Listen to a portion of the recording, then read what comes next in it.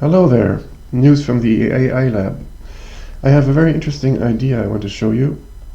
It doesn't take long to explain, but maybe it takes a while to wrap your head around it. The problem is words. If we want to teach computers English, for example, words have so many meanings, and this is the core problem. A word like Paul has many meanings. Maybe it means this person up here, or this person down here. It's a movie, Paul the Alien.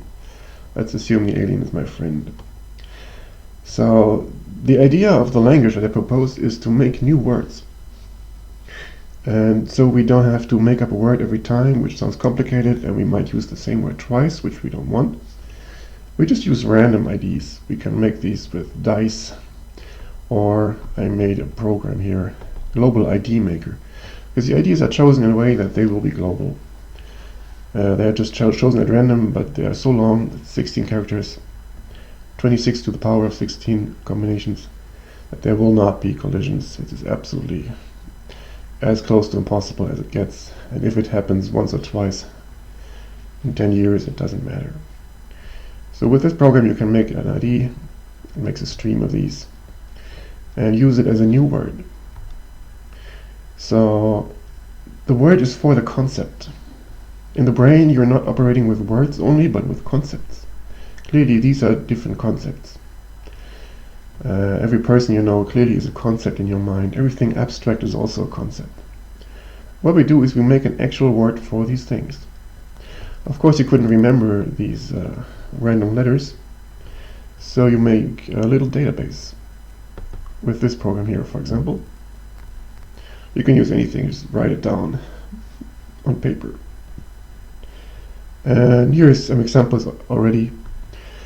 Anything that came into my head. For example, programming languages, Java, the language, as opposed to Java, the island. And my own language, JavaX, they both get an ID. If something has multiple concept IDs, maybe made by different people, it doesn't matter. We just have some translation table. And this concept can be arbitrarily complicated in what it means. The conversation we had the other day, we give it an ID and we know exactly what we're talking about. Or here, for the computer talking, thinking about itself. You just make an ID for this computer that you have. You can put in a picture of the computer and you know it's yours. And suddenly this ambiguity in words clears up. Because this is extremely well defined. This here serves as a reminder, but this is, it has an actual definition, and it can exist in your head and in the machine's head. So this is like a telepathic language to talking to computers. Yeah. 16 characters. It's maybe a good compromise. I already made IDs for computers. You can see all the computers here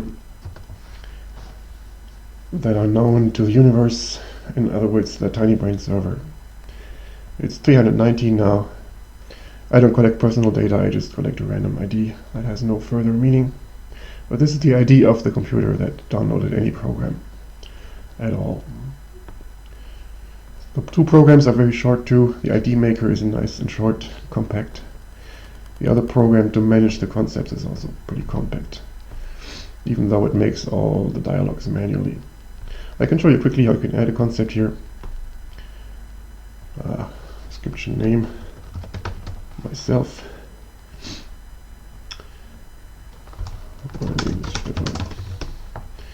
Automatically get an ID, and I can paste in an image or I make a screenshot.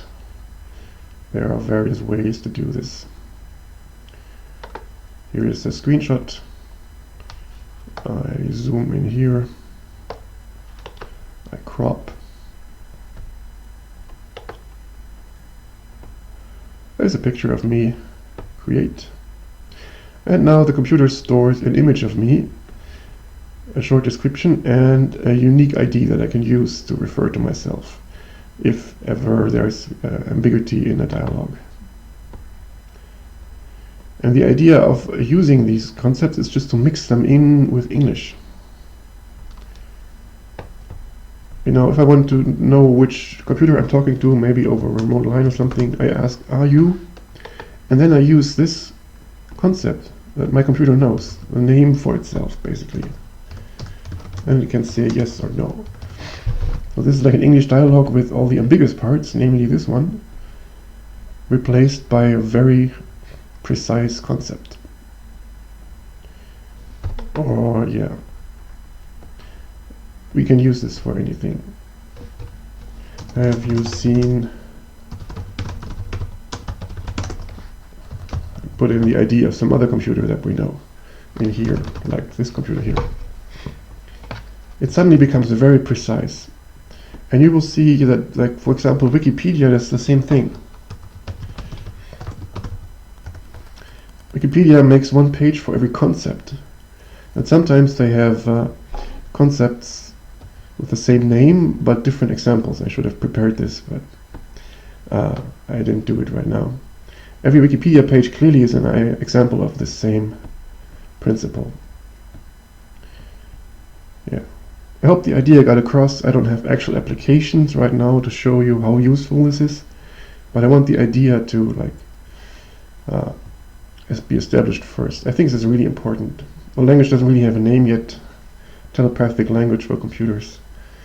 I don't know. Let's come up with any name for it, or just use this principle.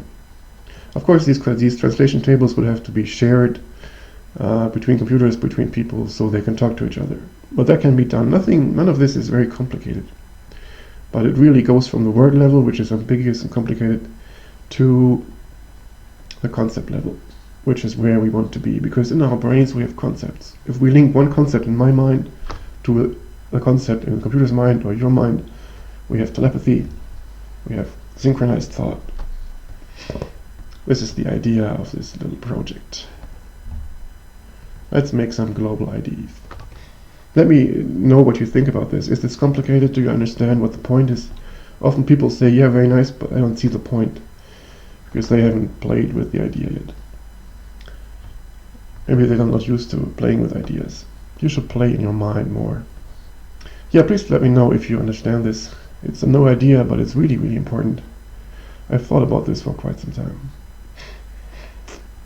Alright, goodbye.